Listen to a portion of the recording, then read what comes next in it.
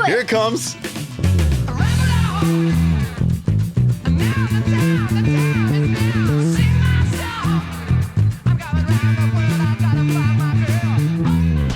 Today, I'm here with Sharon Reynolds, and we are going to look at one of the greatest bass lines ever. Ramble On, played by John Paul Jones, of course, with Led Zeppelin. We're going to break down all the pertinent song sections, talk about gear. It's going to be a blast. Here's the verse.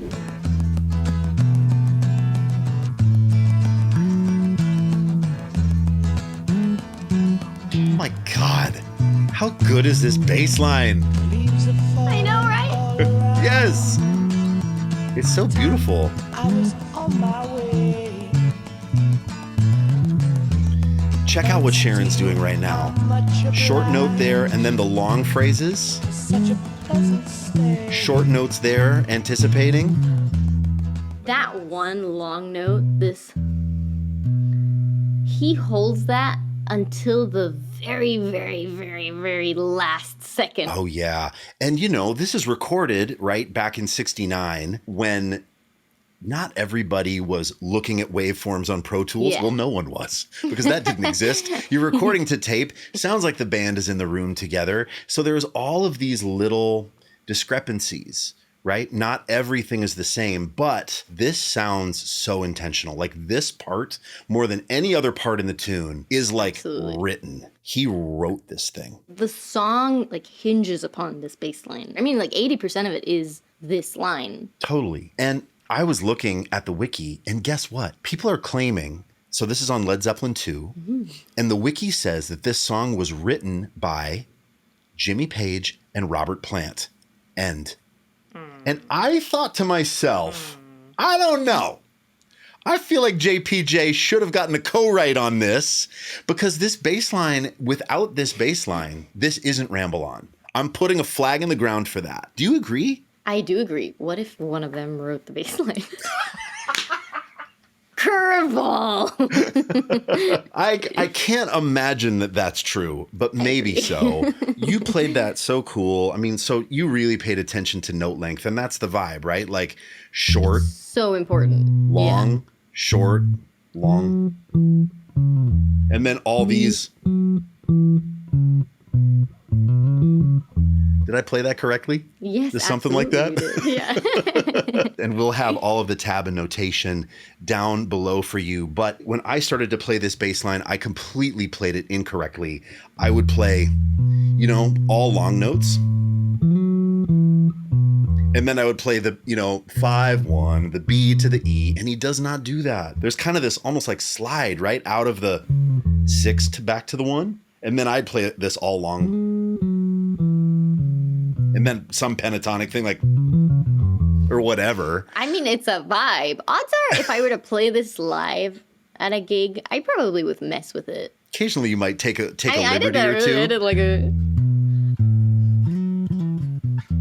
Oh, yeah, I heard you do that. Yeah, that's absolutely. cool. But there's something about like he really adheres to this part, and especially in the like this part.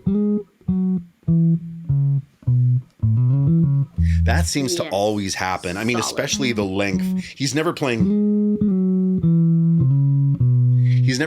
it like a melody instrument. He's really still, kind of like playing it like a bass.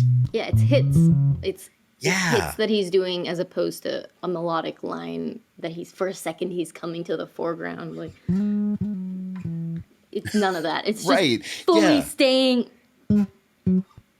Yeah. Grooving on those offbeats.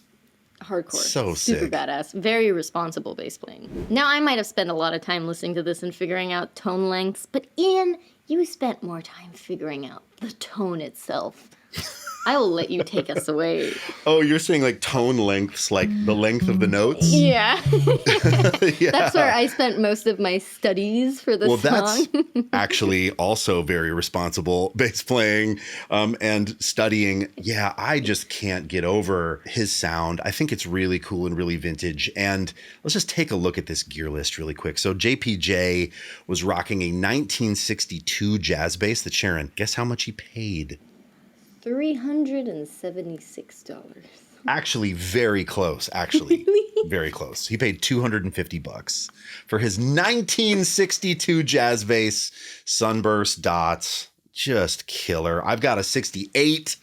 But I thought it was close enough. Okay, close enough for today. And then also, he was playing, and you told me this, that he played Rotosound swing bass strings, right? That he was playing round roto sounds, but his sound always sounds dark, and people have thought maybe it was flats. But the secret to his tone, I think, was really in the amplifier. He used an acoustic 360 and then the matching 361 dual 18 cabinet. And you mic that sucker up, and it's just like,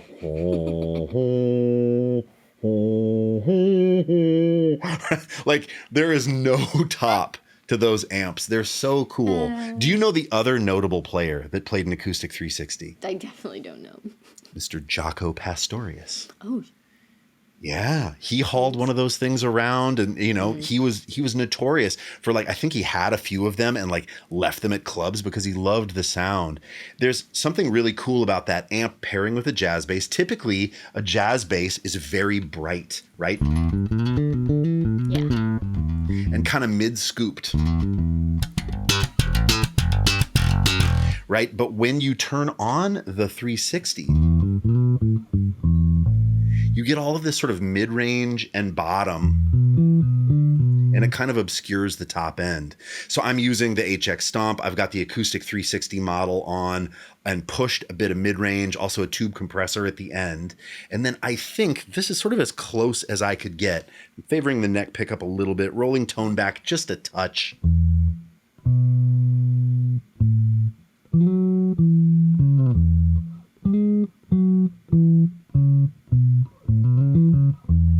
And just trying to get in that ballpark of like vintage warmth. So different than if you played it just straight up wide open on a clean jazz bass. Yeah. You know what I mean? It really is like, hi, I'm a Fender jazz bass. There's something about that amp emulation that makes it really cool. So this verse bass line is like 80% of the song, but it's not over there. There's the pre-chorus that I'm about to talk about, and then there's obviously the chorus, which we'll get to in a second. So, pre-chorus.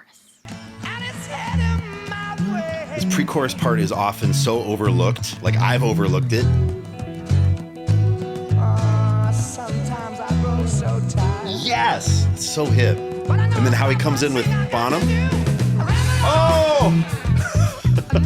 Oh, and then I know it's like you can't even avoid, like you're like, here comes the chorus. It's so awesome. It's coming. The chorus is coming. But I think, obviously we smash into the chorus and then you're just thinking about that. But let's come back and think about this, because he plays these two different phrases that you just executed perfectly.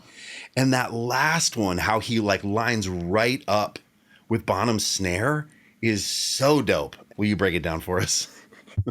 First of all, it's just beautiful, this like line up. Yeah, I know, it's so nice.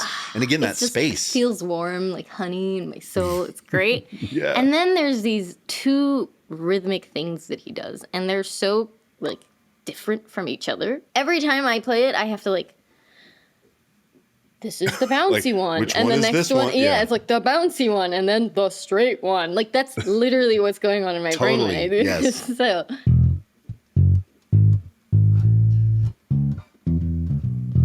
Totally Jamerson. yes, absolutely, Yeah, right? Jamerson, 100%. And we're gonna get back to that because that's not the final like Jamerson lick that he does Totally. in this thing. And then the second one, very similar. Yep. So Yeah. Bum, bum, bum, ba-dum, right? yeah. And that is right when Bonham drops in, and there is a little subtle swing on it. They're not playing tom da da da da. They're playing dum da Absolutely. da dum. Yes. It's just this swinging thing, right?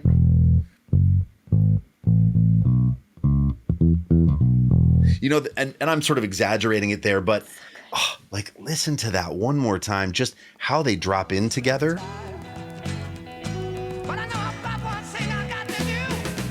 Oh, and when people used to talk about Bonham swinging. They're always riding this line between Right. straight 16s and boom, like Yes. swung 16s. Yes, Ah! absolutely. It's just delicious. Ready for the chorus? Let's do it. Here it comes.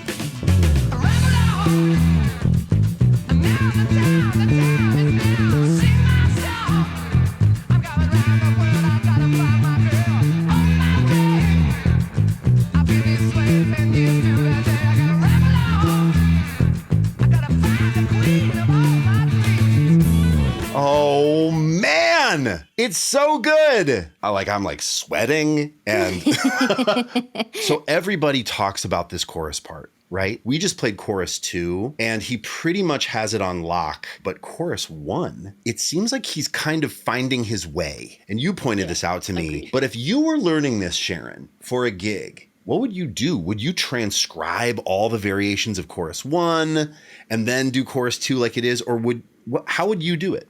It depends. If it's a tribute, I would probably learn it like 1-to-1. That's very studious of you. I think if I'm honest, I would just learn, once he kind of finds it in chorus 2, I'd probably take that and play it everywhere. But your approach is very cool. And guys, check it out. If you want to be like Sharon and do the whole thing, we have the tab and notation for all the variations in chorus 1. So you can go down and grab that. It's in the link in the description, but we're going to show you right now how to tackle chorus 2, kind of the thing that he settles on. He starts out with the open, right? And those things, he hits them so hard. It's so tight as well. Oh Yeah. my God.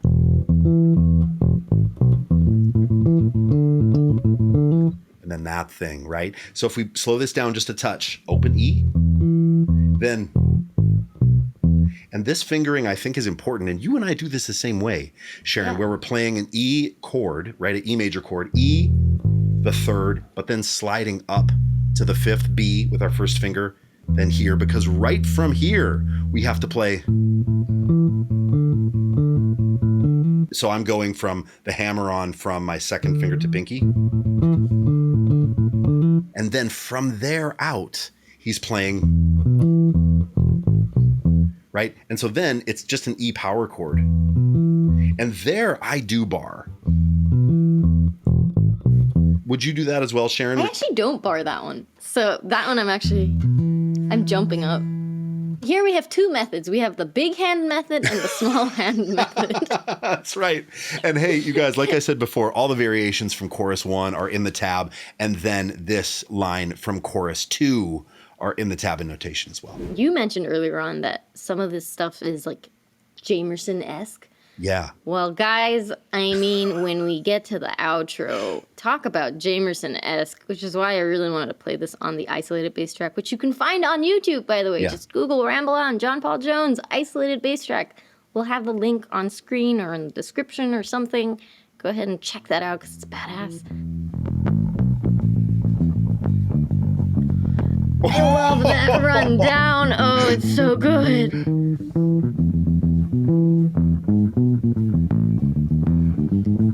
I mean, we are fully in Jamerson world right now. Totally.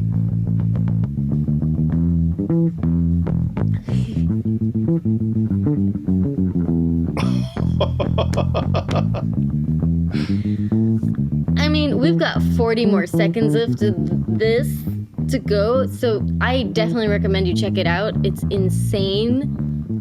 It just keeps going. It's like Jamerson meets everything possible.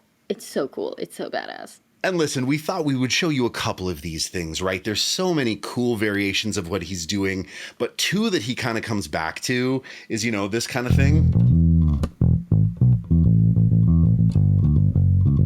That thing is so cool that, instead of taking it here, he goes down low first, plays all that as a 5th, and then later too, he does the same thing up here. Yeah. Okay, and one more that we have to show you, sort of based on this like Jamerson-esque, like gospel walking approach. He plays something like